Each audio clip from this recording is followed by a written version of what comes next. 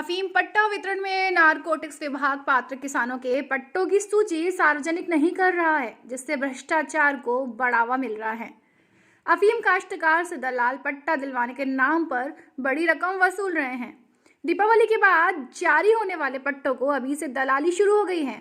वहीं क्षेत्र के सांसद सुधीर गुप्ता जिला अफीम अधिकारी का कार्यालय पहुंचकर जन्मदिन मनाने में व्यस्त हैं।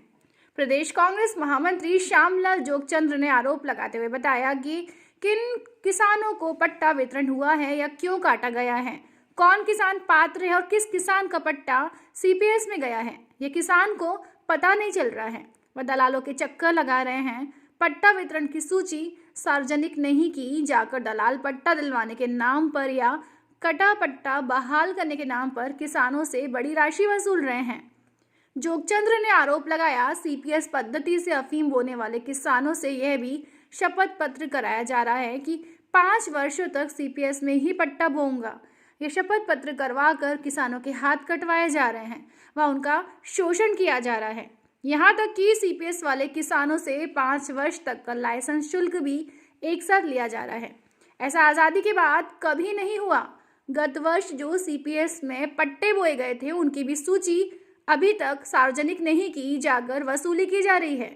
जोगचंद्र ने आगे आरोप लगाया कि किसी अफीम लाइसेंस धारी की मृत्यु हो जाती है तो उसके वारिस के नाम से नामांतरण करने के नाम पर लाखों रुपए का भ्रष्टाचार हो रहा है। मंदसौर नीमच जिले में अभी वर्तमान में अफीम के पट्टे जारी किए जा रहे हैं नारकोटिक्स विभाग द्वारा। आप आश्चर्य करेंगे कि स्थिति इतनी भयानक है कि नारकोटिक्स विभाग में दलालों की भयंकर जिस तरीके से बंदरबाट की जा रही है, जिस तरीके से दलालों के माध्यम से भारी रिश्वत ली जा रही है, किसानों को लूटा जा रहा है और उसके बाद सारी सरकारी एजेंसियां मौन है, जनप्रतिनिधि मौन है। जो नारकोटिक्स विभाग ने पट्टे जारी किए, जो विभाग के द्वारा पट्टे जारी हुए और जो गजट नोटिफिकेशन भारत सरकार का आया, उनमें किन लोगों को पट्टे मिलना चाहिए और किन लोगों के पट्टे कटे हैं, उनकी सूची अभी तक सार्वजनिक नहीं की है। एक दलाल आता है और वो दलाल जो कि वहाँ नारकोटिक्स विभाग में जाता है, सेटिंग करता है और किसानों के साथ लूट खसूट करता है। स्थिति इतनी बढ़ गई है कि 80 साल का और 90 साल का जो बुजुर्ग है, 98 साल के बुजुर्ग है, उनको सुबह से शाम तक बिठाए रखते हैं। दिन भर वो भूखे प्यासे बैठे रहते हैं और पट्टे का इंतजार करते रहते हैं। जबकि होना ये चाहिए कि बुजुर्ग आदमी है, वरिष्ठ आदमी है, तो उनको घर जाकर के उनको पट्टे दिए, मुखियाओं के माध्यम से दे। लेकिन प्रदेश में और देश में भारतीय जनता पार्टी की सरकार है और भारतीय जनता पार्टी की सरकार जब भी देश में आई है, तब अन्नदाता किसानों को कमजोर करने का काम भाजपा के लोगों ने हमेशा किया है, सरकार के लोगों ने हमेशा किया है। अफीम की फसल जो कि हमारा मालवा और मेवाड़ का एक जो गौरव का विषय हुआ करती थी, उस अफीम की फसल को नष्ट करने के लिए और उस फसल को समाप्त कैसे की जाए, अफीम के जो काश्तकार है उनको कम कैसे किया जाए, इसके लिए लगातार नरेंद्र मोदी की सरकार साजिशें रचती रहती है।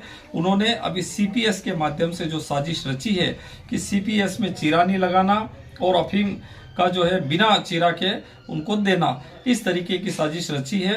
कई पट्टे उन्होंने दिए और मार्फिन का बहाना बनाकर, मार्फिन की कम मात्रा बनाकर जो किसानों को जो पट्टे काट दिए और उन्हें सीपीएस में दिए। आज स्थिति यह है कि जब पिछले साल सरकार के कारिंदों ने कहा था, जनप्रतिनिधियों ने कहा था कि जिनकी मार्फिन की मात्रा 4.2 से अधिक आएगी, उनको हम जो है पट्टे जारी करेंगे। इसके साथ साथ उनको चीरा लगाने की अनुमति हम लोग देंगे। लेकिन स्थिति इतनी भयानक है कि उन लोगों के अभी तक जिन्होंने सीपीएस के माध्यम से पट्टे लिए थे और जिन्होंने सीपीएस के माध्यम से जो डोडे काट करके जो विभाग को दिए, उनकी मार्फिन की मात्रा अभी तक नहीं बताई और उनको जो है फिर से सीपीएस में जारी कर दिए। एक और उन्होंने जो काम किया है कि सीपीएस पद्धति में जो अन्नदाता किसानों को पट्टे मिल रहे, उनको 5 साल का एग्रीमेंट करवा करके दिया जा रहा, किसानों के हाथ कटवाए जा रहे, अन्नदाता किसानों से साइन दस्तखत करके लिए जा रहे कि भाई 5 साल तक हम सीपीएस में बोएंगे। अगर 4.2 पॉइंट से ज्यादा अगर मार्फिन आती है तो फिर जैसा कि भाजपा के लोगों का दोहरा चरित्र है कि वो खुद कह रहे हैं कि 4.2 से ज्यादा मॉर्फिन आती है तो उनको चीरा लगाने की अनुमति देंगे। दूसरी तरफ उन्होंने ये लिख दिया कि सीपीएस पद्धति में आपको 5 साल तक करेंगे। 200 रुपए उसकी लाइसेंस फीस हुआ करती थी, उसको 5 साल की फीस अभी वसूल कर रहे हैं। वहां जो विभाग की तरफ कोई नहीं है। और हमारे क्षेत्र का सांसद जो कि सुधीर गुप्ता जी है, अपने आप को किसान हितैषी कहते हैं। जब भी उनसे कोई बात करते हैं अन्नदाता किसान, तो वो कहते अमेरिका गए थे, वो कहते रूस गए थे, जापान गए थे। पता नहीं कौन से गोले पर जो है हमारे सांसद सुधीर गुप्ता जी रहते, पता ही नहीं चलता है। आज ही हमें जो खबर मिली है कि सांसद महोदय नारकोटिक्स कार्यालय में जा धमके। सब लोगों को, किसानों को बड़ी प्रसन्नता थी कि हमारी जो मांगे हैं उनकी तरफ कहीं न कहीं सांसद महोदय का ध्यान आएगा। ये भी अन्नदाता सोच रहे थे कि हमारे जो नामांतरण में लाखों रुपए का जो पैसा लिया जा रहा है उस पर सांसद महोदय बात करेंगे।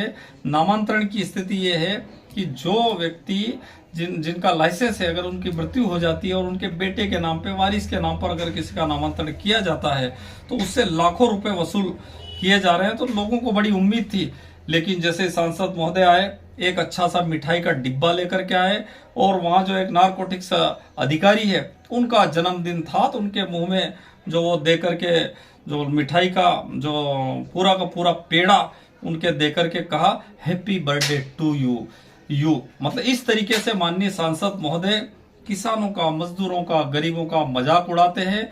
भैया मेरा ये निवेदन है, आग्रह है कि कम से कम आप सांसद बने हैं, आप यहाँ से चुनाव जीते हैं, अन्नदाताओं ने आपकी मदद करी है, कम से कम उनका मजाक मत उड़ाइए और उनके जो तकलीफ है उन तकलीफों की तरफ आपको ध्यान देना चाहिए।